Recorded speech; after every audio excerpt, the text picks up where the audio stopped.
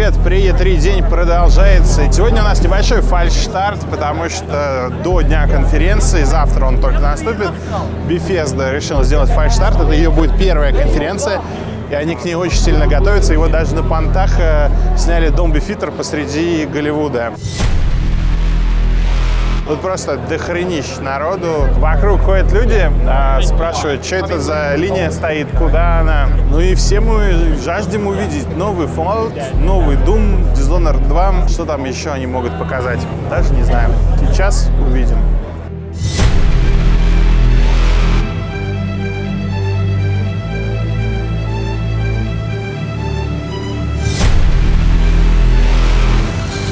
Good evening and welcome to Bethesda's first ever E3 showcase.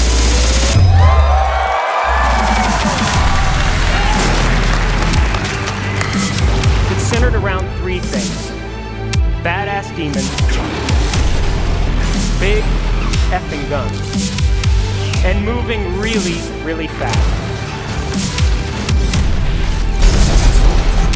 We have always wanted to create games that rely on simulation instead of scripted moments.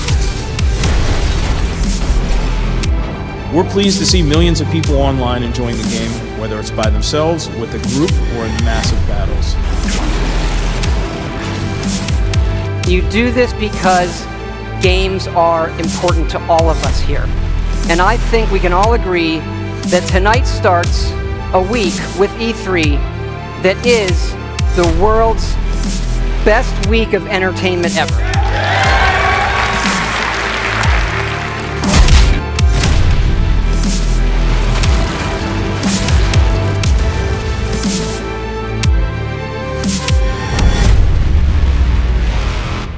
Are you ready? Ну что тут скажешь, планка задана. Это была одна из лучших пресс-конференций вообще за годы по настроению, потому что показывали, потому с каким впечатлением люди выходили из зала. Ну, видно, что на самом деле Bethesda хотела провести свою первую пресс-конференцию так, чтобы все ее запомнили. И, в общем-то, это удалось. Они выбрали, в общем-то, и пальцастое место, Домби Фитер, где вручают Оскары. Это и общий настрой, и там подарки, которые раздавали всем гостям. Ну, вот они всячески, да, пытались сделать так, чтобы людям запомнилось. Pick up your set of figures on the way out tonight. И, в общем, по настроению, по овациям, по общему ощущению такой пресс-конференции не было давно. Но еще связано с тем, что они нагнали, на самом деле, туда фанатов, не только журналистов. И, конечно, орали больше всего они, но это как раз и создавало вот то самое ощущение, которого очень не хватает в последнее время на пресс-конференциях Sony и Microsoft. Каждой игре, каждому человеку, выходящему на сцену, зал просто не то что аплодировал, он орал, понимаешь, просто орал, заряжая, конечно же, всех окружающих позитивом. This game is coming out on the App Store tonight.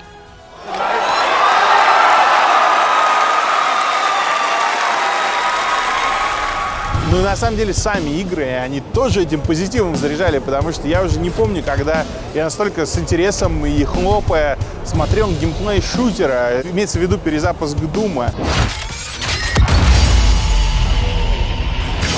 Обычно, когда ставят видео шутера, ты просто смотришь, иногда даже засыпаешь в этот жанр, в который ты должен сам играть. Но здесь происходит просто фирменный трындец. Мое мнение, так должен был выглядеть изначально Doom 3. Вот без этих вот серьезных мин, типа страшных моментов, попыток бесконечных себя напугать, что не получалось. Здесь с самого начала это шутер, в котором нужно убивать демонов. Из демонов валятся очки, патроны, хелса. Демоны лезут отовсюду, разлетаются красивейше на части. Самое, вот, наверное, главное, что они сделали, чего никогда не было на таком уровне в шутерах, это рукопашка, потому что здесь просто миллион приемов. Просто после того, как главный герой подсек монстра, сломал ему ногу и запихал ботинком в рот монстру, после этого, не любить эту игру было уже невозможно. Когда главный герой для того, чтобы открыть компьютер, оторвал охраннику руку и пошел его прикладывать, это тоже в общем, трындец. И самое главное, насколько красиво и разнообразно это происходит в геймплее. Главный герой, он постоянно бегает, стреляет из различных видов оружия, при этом постоянно пользуется рукопашкой. Это очень разнообразно происходит. Он просто раздирает там монстров до позвоночника, при этом позвоночник остается стоять. Он берет бензопилу, начинает их резать, при этом, насколько я не понял, это разные анимации, или ты реально можешь направлять бензопилу, потому что выглядит именно так, что ты можешь задать, по какой траектории она пойдет и как распилить тело. Это выглядит просто охренительно, просто мечта.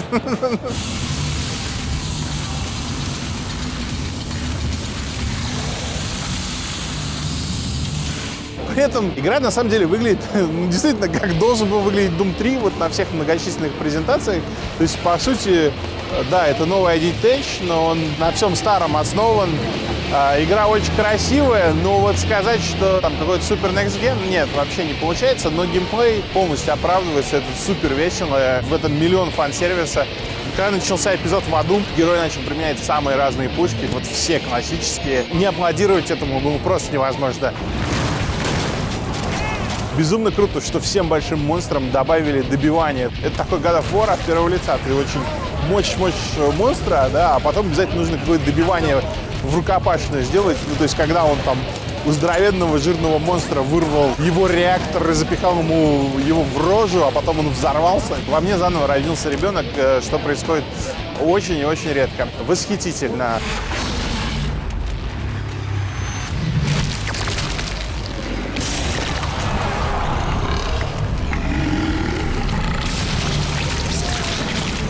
Мультиплеер тоже удивил, то есть он с одной стороны вроде напоминает Quake 3, а с другой стороны вроде Quake 2. И это рождает какой-то такой очень интересный, необычный микс. То есть это с одной стороны, да, арена, но с кучей наворотов, фана, там, полетах на реактивных ранцах с ракетницами и так далее. Еще объявили о том, что пользователи как-то сами будут генерить контент, и, честно говоря, это было не очень убедительно. Не знаю, посмотрим. То есть там будет встроенный редактор. You can quickly add predefined or completely custom gameplay. You can even create or edit game logic to make new modes. В общем, Doom 3 сразу после финального выстрела BFG хотелось вот поиграть в игру, но это произойдет только в следующем году.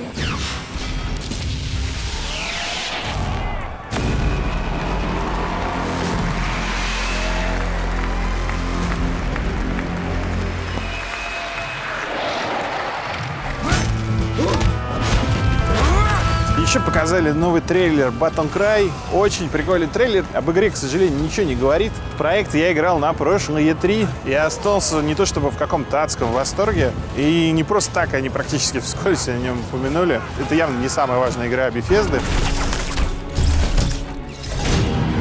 Чего нельзя сказать о Dishonored 2. Трейлер у нее был просто-таки офигенный. Объявили, что будет два главных героя. Единственное, что вот тут девушки, у нее способности прям-таки позаимствованные из игры Darkness, которую я очень люблю. И вторая половина трейлера реально выглядела как вот The Darkness от Starbreeze.